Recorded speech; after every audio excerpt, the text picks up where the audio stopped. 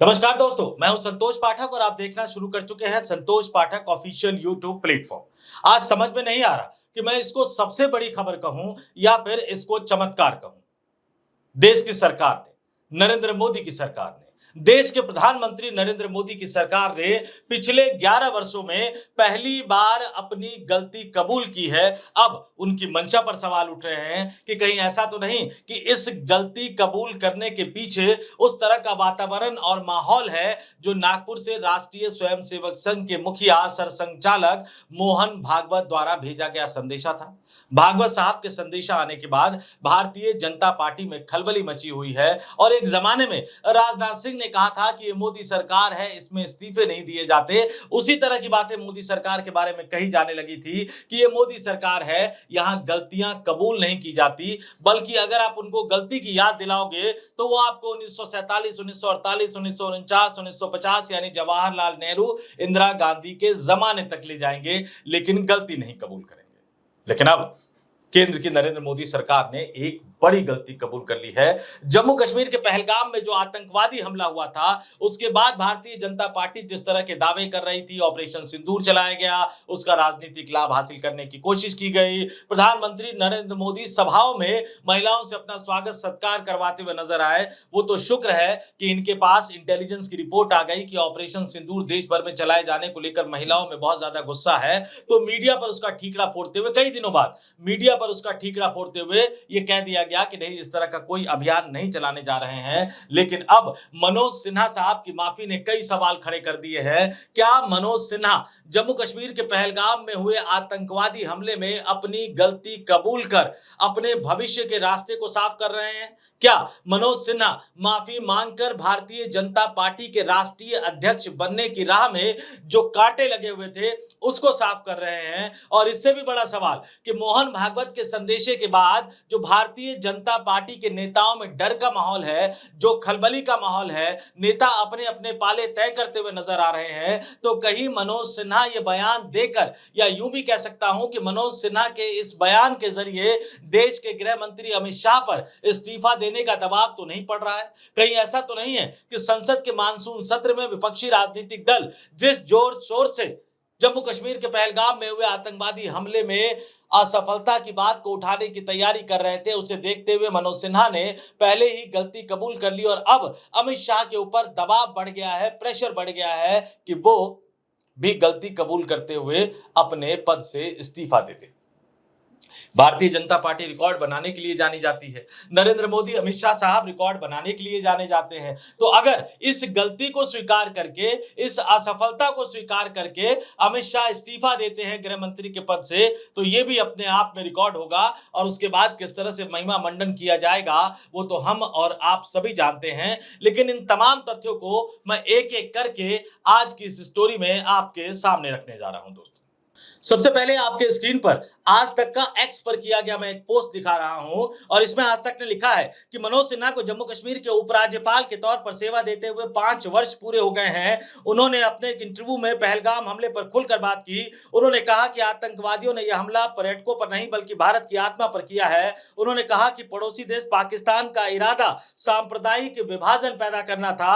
उन्होंने इस घटना की पूरी जिम्मेदारी ली और कहा कि यह निश्चित रूप से सुरक्षा में चूक थी। जो सवाल हम पहले दिन से पूछ रहे हैं, जो सवाल हम पहले दिन से उठा रहे हैं, नवभारत टाइम्स की खबर का भी एक हिस्सा मैं आपको दिखा रहा हूं और इसमें भी जो इंटरव्यू दिया मनोज सिन्हा साहब ने टाइम्स ऑफ इंडिया को, उसका हिंदी में रूपांतरण किया गया, जिक्र किया गया।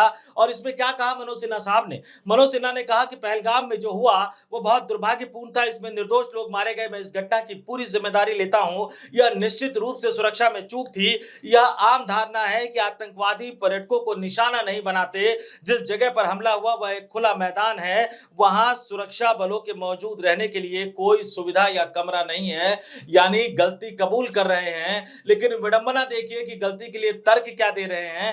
कह रहे हैं कि कोई कल्पना नहीं कर सकता था कि आतंकवादी पर्यटक को निशाना बना सकते हैं। यानी कल्पना और अवधारणा के आधार पर मनोज सिन्हा साहब पिछले 5 वर्षों से जम्मू कश्मीर को चला रहे हैं। और दूसरी बात उन्होंने कही कि वहां सुरक्षा बलों के मौजूद रहने के लिए कोई सुविधा या कमरा नहीं है तो कमरा बनाने में कितना समय लगता है, सुविधा इकट्ठा करने में कितना समय लगता है या कितना फंड लगता है, इसका अनुमान आप खुद लगा सकते हैं। तो गलती तो कबूल कर रहे हैं और गलती कबूल करने की याद कब आई, ये भी आपको बता देता हूं। मनोज सिन्हा साहब, प्रधानमंत्री नरेंद्र मोदी ने उत्तर प्रदेश का मुख्यमंत्री बनाना चाहते थे, अंत समय पर नाम कट गया, फिर लोकसभा चुनाव भी हार गए। तो उसके बाद इनको जम्मू कश्मीर का दूसरा उपराज्यपाल बनाया गया। 7 अगस्त 2020 को जम्मू कश्मीर के दूसरे उपराज्यपाल के तौर पर इन्होंने कार्यभार संभाला और अगस्त 2025, जी हां, जुलाई का महीना चल रहा है, कुछ दिनों बाद जो अगस्त का महीना आ जाएगा, अगस्त में इनका 5 वर्ष का कार्यकाल पूरा हो जाएगा। तो उससे पहले ये गलती कबूल करते हुए नजर आ रहे हैं और जैसे मैंने कहा कि अब पहली बार मोदी सरकार ने गलती कबूल कर ली है, मनोज सिन्हा साहब ने गलती कबूल कर ली है। तो जब ये गलती कबूल कर ली है, 22 अप्रैल 2025 को जम्मू कश्मीर के पहलगाम में हुए आतंकवादी हमले में मारे गए निर्दोष लोगों के मामले में गलती कबूल कर ली है, तो फिर उनकी मंशा पर कई तरह के सवाल खड़े हो रहे हैं।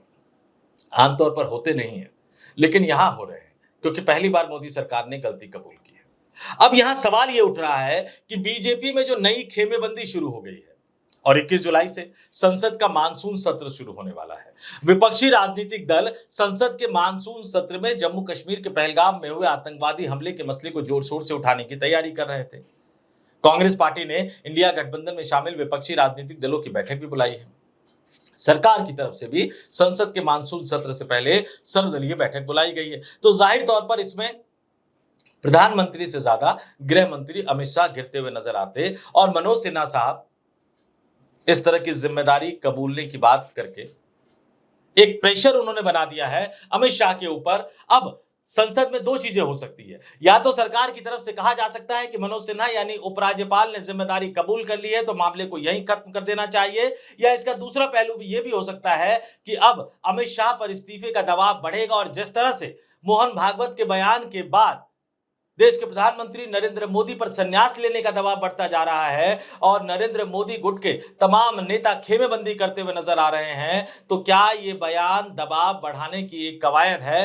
हो भी सकता है, नहीं भी हो सकता है, लेकिन इससे आगे एक और सवाल उठ रहा है। कुछ दिन पहले भारतीय जनता पार्टी के नए राष्ट्रीय अध्यक्ष बनने की रेस में मनोज सिन्हा साहब का भी नाम उछला था। प्रधानमंत्री नरेंद्र मोदी के करीबी है, ये तो मैं आपको बता ही चुका हूं। नरेंद्र मोदी के कहने पर, उनके भरोसे पर वो बाकायदा अपने गांव चले गए थे, वाराणसी बाबा विश्वनाथ की पूजा अर्चना करते हुए नजर आ रहे थे और जो पुलिस अधिकारी उस समय थे वो उनको मुख्यमंत्री का प्रोटोकॉल देते हुए नजर आ रहे थे। अचानक खेला हुआ, उनका नाम कटा, योगी आदित्यनाथ का नाम आगे आ गया 2017 में, लेकिन फिर भी वो प्रधानमंत्री नरेंद्र मोदी के खेमे के आदमी माने जाते हैं। तो क्या ये गलती कबूल करने के बाद, चूंकि 5 वर्ष का कार्यकाल पूरा हो रहा है, राज्यपालों उपराज्यपालों की नियुक्ति का दौर शुरू हो गया है। आज भी कई राज्यों में राज्यपाल नियुक्त किए गए हैं, आगे चलकर अगले महीने उनके 5 वर्ष का कार्यकाल पूरा होने वाला है। तो क्या कहीं ऐसा तो नहीं है कि इस गलती कबूल करने के बाद जब वो जम्मू कश्मीर के उपराज्यपाल का पद छोड़ेंगे तो उनकी ताजपोशी की जाएगी भारतीय जनता पार्टी का नया राष्ट्रीय अध्यक्ष बनाकर? तो ये खेल बहुत दिलचस्प चल रहा है। कौन किसके साथ खेल रहा है, कौन किसके कहने पर खेल रहा है, कौन किसके साथ खड़ा है, बीजेपी के साथ कौन है, राष्ट्रीय स्वयंसेवक संघ के साथ कौन है। नितिन गडकरी के बयान भी लगातार आते हुए नजर आ रहे हैं। राष्ट्रीय स्वयंसेवक संघ के साथ आरएसएस के मुखिया सरसंघचालक मोहन भागवत के साथ कई नेता खड़े होते हुए नजर आ रहे हैं।